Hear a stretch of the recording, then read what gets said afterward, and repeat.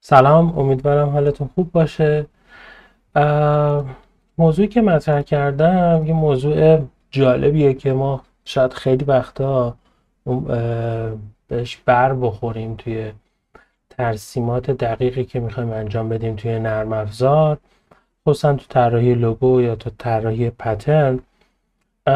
یه مقداری ایلاستریتور دست ما رو میبنده به دلیل اینکه خب ابزارهایی که توی نرم افزارهای پیشرفته تر برای ترسیم وجود داره مثل اتوکد یا راینو در ایلاستریتور وجود نداره. و سوای این بحث و اینکه خب حالا برای این کار پلاگین وجود داره و در آخر معرفی میکنم خدمتتون.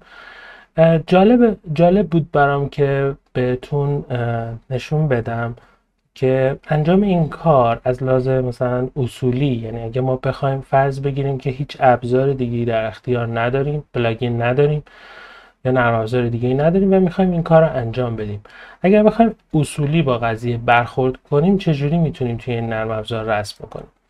مهمترین چیزی که برای رسم یک دایره مابین دو تا منحنی لازمه بدونیم اینه که ما باید نقاط به اصطلاح تماس رو در درجه اول انتخاب بکنیم و بعد ما باید یک خط مماس و تانژانت رسم بکنیم که بر اساس اون خط بتونیم یک چرخشی روی این کرو ایجاد بکنیم که دایره موقع ترسیم، چون ما محدودیت داریم، ترسیم ایلاستریتور به این صورته یا از گوشه شروع میکنه، حالا از هر گوشه بالا یا پایین، یا از مرکزه. حالت دیگه این نداره برای ترسیم. ما موقعی هم که کلیک میکنیم روی مرکز برامون رسم میکنه. حالا اگر ما بخوایم که یک دایره رسم کنیم، طبیعتا موقع ترسیم کردنش خیلی برام مهمه، چون فرض بگیریم من یک نقطه اینجا انتخاب کرده باشم و بخوام از اینجا رسم کنم، عملا که میزنه بیرون. یا اگر بخوام دایره رو آزاد رسم بکنم و بخوام قرارش بدم رو نقطه تماس یا یه نقطه‌ای که مماس باشه، باز فوق‌العاده کار سختی میشه، چون من دقیقا نمیدونم این نقاط چجوری روی همدیگه ممکنه دو نقطه‌ای رو انتخاب بکنم که این دو نقطه موقعی که رو همدیگه قرار میگیرند فقط در یک نقطه تماس داشته باشن. و حالا مثلا میتونم اینجا تست بکنیم. اینا به اصطلاح اصلا مماس نبودن، فاصله داشتن با هم دیگه.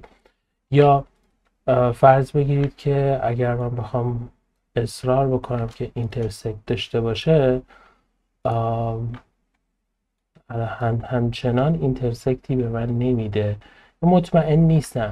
یا داستان دیگه ای که هست اینه که خیلی وقتا اینجوری میشه، حالا من توی مقیاس بزرگتر انجامش میدم، اینکه ما روی یه نقطه قرارش میدیم ولی از یه جای دیگه دوباره قطع میکنه.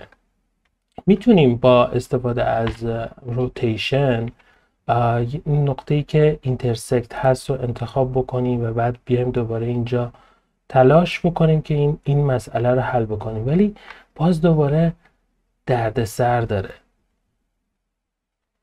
باز من اینجا تردید دارم، نمیدونم چقدر اینو میتونم اینجا واضح بهتون نشون میدم. باز تردید دارم در اینکه اینجا همه چیز درست برگزار شده باشه.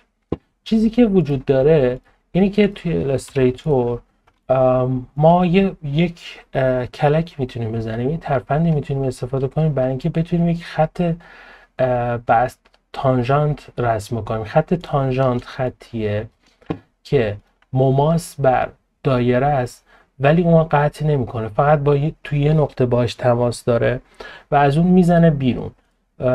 و مثل فرض بگیریم من اگر بخوام یه خط رسم کنم، این خط خب حالتهای مختلف داره، یا میزنه بیرون کلا، یعنی میشکنه و میره بیرون، در امتداد دایره نیست، یا اگر بخواد بیاد پایینتر، دایره رو یک بار قطع میکنه غیر از اون نقطه تماسی که داره.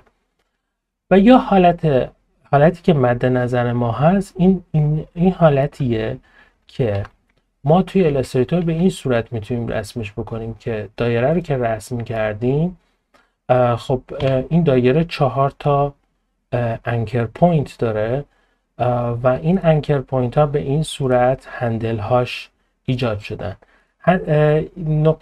یکی از مثال های جالبی که میشه زد، در اصل اون چیزی که ما رسم میخوایم بکنیم عیناً شبیه این هندله، یعنی خطی که میبینید خطای هندل هیچ وقت خود چیز رو به اصطلاح در دو جا قطع نمی کنن. یعنی اگه از اینجا زد بیرون دوباره نمیزن از اون ور بیرون. میبینید ما یه چنین چیزی میخوایم و وقتی که میخوایم یه همچین کاری رو انجام بدیم، دایره رو بیارم، یه دایره رسم میکنم، اینجا میتونیم گیرش بیاریم. یعنی تو این نقاط میتونیم گیرش بیاریم. چرا؟ چون اینجا ما خیلی راحت میتونیم، چون این نقاط دقیقا روی آکس های X و Z هستن، یعنی روی محور عمود و محور افق هستن. از اینجا من اگر یه خط افقی رسم بکنم یا از این نقطه یه خط عمودی رسم بکنم، این خطهای به اصطلاح تانژانت این دایره هستن، یعنی امتداد حرکت کرو هستن و منحنی هستن ولی میزنن بیرون، خب، و قطع نمی کنن. حالا این بحث تانژانت یه چیزی که توی ترسیم و هندسه خیلی کاربرد داره. من اگر بخوام اینجا یک نقطه‌ای داشته باشم و یه خط تانژانت بکشم نمیتونم توی الستریتور، ولی میتونم این کار رو انجام بدم که خطم رو در این استیت و در این حالت رسم میکنم و بعد با چرخوندن رو مرکز دایره، اون جایی از دایره که میخوام اون خط تانژانت رو داشته باشم. اوکی. حالا این خط تانژانت اگر از این طرف امتداد پیدا کنه، میشه همون چیزی که ما میخوایم. یعنی در از خطی که این خط بر دایره مماسه و در یک نقطه تماس داره. اگه ما بخوایم یه همچین چیزی رسم بکنیم باید این کارو بکنیم. من دیگه سیاه سرتون رو درد نمیارم. این که اول نقطه‌ای که میخوایم ازش رسم بکنیم میتونیم مشخص بکنیم، میتونیم هم نه خیلی شاید چرا عذر میخوام. نقطه رو باید مشخص بکنیم روی کرومون، هر نقطه‌ای که میخوایم نقطه تماسمون باشه یه نقطه رو انتخاب میکنیم. بعد باید اون خط تانژانت رو رسم بکنیم. اون خط تانژانت یک چیز داره، یک مبنایی داره، اونم اینه که این خط چون در امتداد این نقطه هست، خب اگر ما خط عمود بر اون رو رسم بکنیم میتونیم خود این خط رو به دست بیاریم. یعنی ما اگر عمود بر دایره رو در این نقطه یک خط رسم بکنیم و اون رو 90 درجه بچرخونیم، تانژانت رو به دست میاریم. خب به این خب ترفندش اینه که نقطه رو که مشخص کردیم به یه اندازه‌ای که مهم نیست چه اندازه‌ایه، هر چقدر که باشه، فقط در حدی که بتونیم کارمون راه بندازه. مثلا اینجا من 3 میل چیز میگیرم، آفست میگیرم. وقتی آفست میگیرم دقت بکنید تو آفست اون ساختار کرو رو حفظ میکنه، بنابراین نقاط رو هم آفست میکنه و میزنه بیرون. اینجا چون دقیقاً این نقطه نظیر این نقطه روی این خط هست، من اگر از این نقطه به این نقطه به این انکر خط رسم کنم و اینو پاک کنم، این خط دقیقاً عمود بر به اصطلاح دایره توی این نقطه خواهد بود. حالا من کافیه که با ابزار روتیشن و آلت کلیک روی این نقطه اون رو 90 درجه بچرخونم و کپی بگیرم. خب الان با اکستند کردن و دراز کردن خط میبینیم که به اصطلاح تانژانت، خط تانژانت رو من به دست آوردم. این چه کمکی میتونه به من بکنه؟ کمکی میتونه به من بکنه اینه که من علل حساب اینها رو گروپ میکنم و روی همین نقطه، برای اینکه راحت تر باشم، روی این نقطه مرکز چرخشم رو قرار میدم و بعد این روی این انکر کلیک میکنم، شروع میکنم به چرخیدن تا توی اسمارت گاید به هم چیز بده، یک کمکم بکنه که دقیقا روی این محور، روی محور عمود بتونم ترازش بکنم. اگر اسمارت گاید کمک شما گاید ببخشید اگر اسمارت گاید کمکتون نکرد، خب چاره ای نیست، میتونین اینجا یه دونه خط رسم بکنید یا یه گرید رسم میکنید، بعد گروپ رو انتخاب کنید، بعد اینو بیاید روی این به اصطلاح تراز بکنید. اوکی، این خطم نمیخوام. حالا اینجا ما میتونیم یک دایره رسم کنیم آزاد. حالا میتونستیم اینجوریش بکنیم، میتونستیم هم افقیش بکنیم، فرقی نمیکنه. الان من یه دایره که رسم میکنم، این دایره رو میتونم از این نقطه بگیرم و بندازم دقیقا روی این نقطه.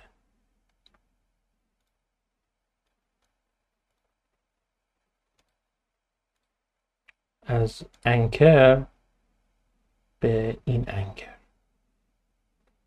از اینجا نقطه اینترسکته اگر اشتباه نکنم. بله درست، به این صورت این دوتا نقطه رو هم انداختم. الان ما یک دایره داریم که این دایره من اینو آنگروپ میکنم، اینم بر میدارم. الان این دایره روی این کمان، روی این منحنی کاملا مماس. حالا کاری که باید بکنیم اینه که این یه جوری فیتش بکنیم بین این دوتا کرو که دقیقا بیفته مماس بشه با این منحنی. یه کاری که میتونیم بکنیم، اگر برامون خیلی مهم نیست دقیقا اینجا چه اتفاقی میفته، فقط میخوایم که تا یه حدی این اتفاق بیفته، میتونیم اسکیل کنیم به این صورت که شیفت رو نگه میداریم، مرکز ثقل اسکیل رو میذاریم روی نقطه خودمون و این پث رو میگیریم و بزرگش میکنیم تا جایی که احساس بکنیم که تماس پیدا کرد. خب تا این جای کار ما از این طرف همه چیمون 100% اوکیه، ولی از این طرف اوکی نیست، یعنی چشمی این کار رو کردیم. باز اینجا احتمال داره همون داستانی که اول گفتم، یا اصلا تماس برقرار نشده باشه یا به اصطلاح اونجور که باید به اصطلاح متصل نشده باشه یا قطع کرده باشه. در این حالت ما باید یه چیزی رو اول بدونیم، اینکه این ماجرا تا این حد میشه کنترلش کرد، تا این حد میشه دقیق پیش برد توی الستریتور. از اینجا به بعدش واقعا ما اگر میخوایم که دقیق همه چیز، یعنی بدون اینکه این دوتا کرو رو جابجا بکنیم، این دوتا کرو موقعیتشون کاملا برامون حیاتیه که باید همینجا باشن، فاصله شون همینقدر باشه، یه اپسیلون نباید جابجا بشن و این کار رو بخوایم انجام بدیم دیگه واقعا نباید حساب روی الستریتور باز بکنیم. چرا؟ چون اینجا دیگه واقعا مجبوریم که برای اینکه دقیق بشه یه ذره این خط رو جابجا بکنیم. برای اینکه این خط رو جابجا بکنیم باید دوباره همین ترفندی که اینجا پیاده کردیم و اینجا پیاده بکنیم، به این صورت که به اصطلاح یک نقطه اینجا ایجاد بکنیم، خط مماسش رو یا خط تانژانتش رو در اصل رسم بکنیم و بعد نقطه نظیر اون رو، یعنی دقیقا نقطه‌ای که دقیقا دو تا نقطه‌ای که کاملا نزدیک هم هستن، این دو تا نقطه رو پیدا بکنیم و بعد اینها رو روی همدیگه مماس بکنیم. من نمیخوام الان خیلی چون باز زمان میبره و وقت رو میگیره، نمیخوام الان روی این تمرکز بکنم، ولی در صورت تا یه حدی ما تونستیم این کار رو انجام بدیم توی الستریتور. توی نرم افزارهای معماری خیلی راحت‌تر این اتفاق میفته و نیازی هم نداریم که واقعا خیلی فکر بکنیم اینقدر پیچیده بشه داستان. یک پلاگینی وجود داره برای الستریتور به اسم، بیارم براتون، به اسم، اگه درست تلفظ بکنم، Astute Graphics Plugins Elite Bundle. اگر شما این باندل رو، من حالا سرچ کردم نمیدونم اگر دقیقاً کدوم یک از پلاگین های این هست که ابزار مربوط به این کار رو نصب میکنه، ولی خب حجم زیادی هم نداره، یعنی کل باندل 36 مگابایته و شما اگر همش رو دانلود بکنید و نصب بکنید یه سری ابزار، یعنی ابزارهای فراوانی اضافه میکنه به الستریتور، از جمله از اینجا به پایین رو اگر دقت کنید و نگاه کنید یه بخش، یه تول ست حرفه‌ای اینجا هست برای یه سری کارهایی که واقعا خیلی هاشون نمیشه توی الستریتور انجام داد. من برگردم به این حالت برای اینکه نشون بدم. این یه ابزاری داره اینجا به اسم Circle by Points. جالبه، مثلا نشونتون بدم Circle by Points به این صورت سرکل رسم میکنه. ما اصلا همچین چیزی تو الستریتور نداریم. این هم جزو چیزاییه که تو نرم افزارهای معماری هست ولی تو نرم افزارهای 2D گرافیک نیست. یکی دیگهش همین تانجانت سرکله و دو تا ابزار دیگه که جالبه، حالا به وقتشه، اگه دوست داشتین در موردش صحبت میکنیم یا خودتون برید امتحان بکنید. ولی تانجانت سرکل ابزاریه که میتونه بین دو تا منحنی دایره رسم کنه، به این صورت که شما یک نقطه رو که انتخاب میکنید در سمت مقابل نزدیک به اون نقطه‌ای که مینشینه اون دایره اگر کلیک بکنید پیدا میکنه براتون اون نقطه دقیق تماس رو و فیت میکنه سرکل رو اونجا. و بعد یک آپشن جالبی داره که شما میتونید اینجا به اصطلاح شعاع دقیق دایره‌تون رو بدین. اگر شعاع دقیق دایره رو بدین توی اون محدوده ای که ممکنه این پردازش رو انجام بده براتون، این کار رو شروع میکنه محاسبه میکنه. اگر شما بخواید که حتما یه دایره با شعاع 12 داشته باشید با این دوتا نقطه اینجا بنشینن. اگر هم که این کار رو نکنید خب دقیقا اون چیزی که میخواین رو، یعنی در نقطه‌ای که انتخاب کردین براتون رسم میکنه و کاملا هم دقیقه و ما دقت بیشتر از این رو واقعا دیگه توی الستریتور لازم نداریم. این موضوع یه چیزی بوده که خیلی وقتا ذهن منو درگیر میکرده، چون من با نرم افزارهای معماری خیلی سال کار میکنم و درگیر هستم باشون و الگوریتم نویسی میکنم. جزو چیزایی بوده که همیشه برام جالب بود که چرا ما توی نرم افزارهای طراحی دو بعدی این ابزارها رو نداریم که به لطف این پلاگین ما الان توی الستریتور میتونیم یه همچین چیزی رو داشته باشیم. گرچه خب ابزارهای خیلی خیلی بیشتری وجود دارن در طراحی معماری و نرم افزارهای معماری که